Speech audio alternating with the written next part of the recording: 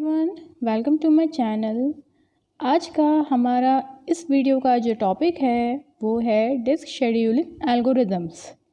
आपने देखा होगा ऑपरेटिंग सिस्टम में एक टॉपिक आता है जो होता है डिस्क शेड्यूलिंग एल्गोरिदम्स, जिसके अंडर कुछ क्वेश्चंस भी आते हैं और एग्ज़ाम्स में भी पूछे जाते हैं, कॉम्पिटिटिव एग्ज़ाम्स में, जो कि है नेट, या फिर अगर आप यूनिवर्सिटी में हो तो भी क्वेश्चन इससे पूछे जा सकते हैं।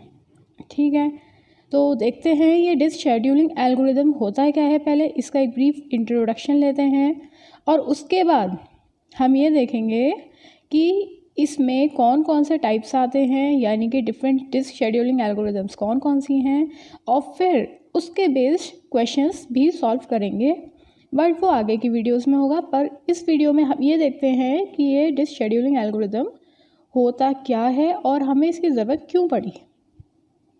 ठीक, तो अब देखिए, it is done by operating system to schedule IO request. हमारे पास इनपुट आउटपुट रिक्वेस्ट होती हैं। ठीक, जैसे कि अगर हम किसी भी प्रोसेस को काम कर रहे हैं, किसी भी प्रोसेस पर अगर हम काम कर रहे हैं, ठीक है, तो होता क्या है, हमें किसी भी चीज़ में उसकी ज़रूरत पड़ सकती है। जैसे कि हो सकता है कि हमें कीबोर्ड की ज़रूरत हो सकता है हमें प्रिंटर की ज़रूरत हो। तो अगर हमें किसी भी इनपुट या आउटपुट रिसोर्स की ज़रूरत है तो वो कौन शेड्यूल करता है? वो ऑपरेटिंग सिस्टम ही शेड्यूल करता है। ठीक है, अब होता क्या है कि काफ़ी सारी प्रोसेसेस एक साथ चल रही होती है। ठीक, साइमल्टेनियसली प्रोसेसेस चल रही होती हैं और हमें दिखता तो यही है कि साइमल्टेनियसली चल रही हैं, बट एक्चुअली में क्या होता है, जो ऑपरेटिंग सिस्टम होता है उन सबको एक शेड्यूलिंग के बेसिस पे शेड्यूल कर रहा होता है, यानी कि एक एक करके उन सबको प्रोसेस कर रहा होता है। बट हमें यही दिखता है जब हम अपना किसी भी प्रोसेस को शेड्यूल कराते हैं या काम करते हैं उस पर, तो हमें यही दिखता है कि प्रोसेस लगातार चल रही है। ठीक, बट वो कुछ नैनो सेकेंड्स के लिए चल रही होती है। तो वही है कि अगर किसी भी इनपुट या आउटपुट की ज़रूरत पड़ गई तो होता क्या है कि जो ऑपरेटिंग सिस्टम है वो हमें वो इनपुट या आउटपुट प्रोवाइड करता है। अब एक प्रोसेस को ज़रूरत है तो उसने उसे प्रोवाइड किया, फिर उसके साथ अगर दूसरे प्रोसेस को ज़रूरत है तो उसे प्रोवाइड करेगा। तो कैसे प्रोवाइड करेगा ऑपरेटिंग सिस्टम? उसको भी तो कुछ एल्गोरिदम्स चाहिए।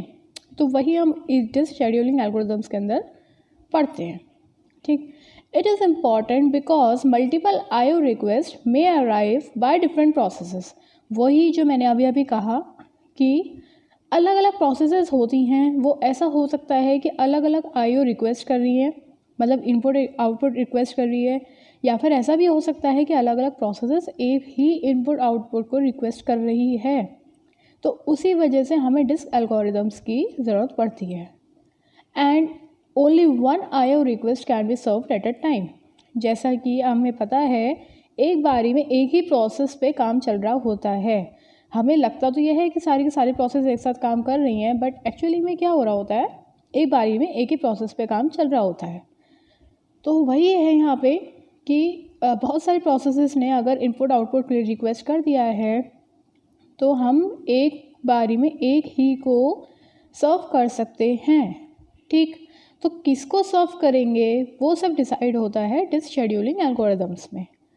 देन थर्ड पॉइंट है, hard drives are slower and needs to be access in an efficient manner. हमें पता है जो हमारी हार्ड ड्राइव होती है वो क्या होती है, वो बहुत ज़्यादा स्लो होती है। स्लो क्यों होती है? इसीलिए होती है क्योंकि उसकी जो मेमोरी होती है वो बहुत ज़्यादा होती है। हमें पता ही है जितनी ज़्यादा मेमोरी होगी उतना ज़्यादा डेटा उसमें होगा। अब अगर उसमें बहुत ही सारा डेटा है तो ये ऑब्वियस बात है कि उसकी जो एक्सेसिंग स्पीड होगी वो स्लो हो जाती है। तो इसी वजह से क्या होता है, हमें जो अपना हार्ड डिस्क होता है उसको एफिशिएंट मैनर में एक्सेस करना होता है। ठीक है, तो इसी वजह से हम डिस्क शेड्यूलिंग एल्गोरिदम्स के कुछ डिफरेंट टाइप के एल्गोरिदम्स पढ़ते हैं, और उनमें से कौन कौन से एल्गोरिदम्स हैं ये हम अभी नाम जान लेते हैं, और अगली वीडियो से हम शुरू करेंगे पहले वाले से, दैट इज़ FCFS। फ़िलहाल के लिए हम नाम जान लेते हैं कि कौन कौन से हैं। तो पहला होता है FCFS, जिसको हम बोलते हैं फर्स्ट कम फर्स्ट सर्व। जो प्रोसेस सबसे पहले आई है उसी को ही हम सबसे पहले एक्सेस करके उसी पे ही काम करना शुरू कर देते हैं। देन नेक्स्ट आता है SSTF, shortest seek time first. जिसका सबसे कम टाइम है उसी को ही हम सबसे पहले एक्सेस करते हैं और उसी पे ही काम करना शुरू कर देते हैं। देन होता है स्कैन, एक होता है C स्कैन, देन होता है look and C look. Scan, look, C scan और सी लुक में बहुत ही माइनर सा डिफरेंस होता है, ज़्यादा डिफरेंस इनमें होता नहीं है और जनरली बहुत ज़्यादा कंफ्यूज हो जाते हैं स्टूडेंट्स इसमें कि कौन सा एल्गोरिदम कैसे सॉल्व होने वाला है। तो फ़िलहाल हम अभी नहीं देख रहे हैं कि ये कैसे सॉल्व होगा, जब आगे क्वेश्चन सॉल्व करेंगे तब हम इसको ज़रूर देखेंगे। और अगर आप नेट एग्ज़ाम की बात कर रहे हो तो उस नेट के एग्ज़ाम में इन शेड्यूलिंग एल्गोरिदम से क्वेश्चंस पूछे गए हैं बहुत बार और जनरली हर साल पूछे जाते हैं।